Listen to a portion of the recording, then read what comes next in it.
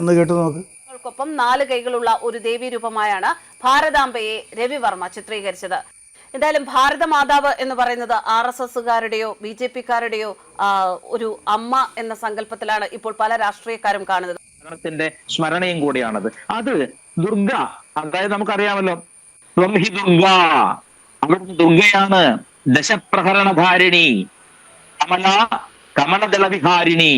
അമ്മയെ പറ്റി പറഞ്ഞിരിക്കുകയാണ്. സാക്ഷാൽ ജഗദമ്പയെ പറ്റിയിട്ട് ബങ്കിം ചന്ദ്ര ചാറ്റർജി ആനന്ദ മഠത്തിൽ ആ കൃതിയിൽ, മഹത്തായ ദേശസ്നേഹം ജ്വലിക്കുന്ന ആ കൃതിയിൽ ഉള്ള വന്ദേമാതരം എന്ന കൃതിയുടെ ഒടുവിൽ വൈദിക മന്ത്രമുണ്ട്, ഞാൻ രാഷ്ട്രീയാണ്.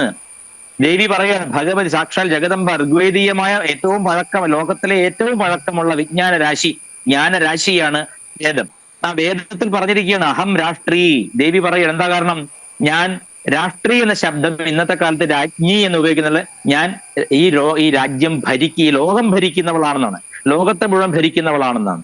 സുഭാഷ് ചന്ദ്രബോസ് എല്ലാ ശക്തിയുമുള്ള ഒരു ദേവതയായിട്ട് തന്നെയാണ് അദ്ദേഹം ഭാരതാംബയെ കരുതിയിരുന്നത്.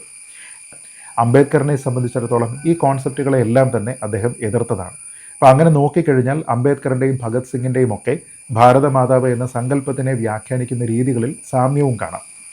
കാരണം ഇതൊക്കെ പലപ്പോഴും ഏതെങ്കിലും ഒരു അപ്പർ കാസ്റ്റിൻ്റെ ഭാഗമായിട്ടുള്ള പ്രതീകമാണെന്നോ, എല്ലാവരെയും ഉൾക്കൊള്ളുന്നില്ല എന്നോ, ദളിത് വിഭാഗത്തിലുള്ള ആൾക്കാരെ ഇത് ഉൾക്കൊള്ളുന്നില്ല തുടങ്ങിയ പല തരത്തിലുള്ള വ്യാഖ്യാനങ്ങൾ പല കാലങ്ങളിലായിട്ട് ഉണ്ടായിട്ടുണ്ട്. ഒരുപക്ഷെ ഒരു ഇമോഷണൽ നാഷണലിസത്തിനെ എതിർക്കുന്നു എന്ന പേരിൽ അംബേദ്കർ മാത്രമാണ് ഇതിൻ്റെ ഏറ്റവും കടുത്ത വിമർശകനായിരുന്നത് എന്നത് ശ്രീ പ്രസാദ്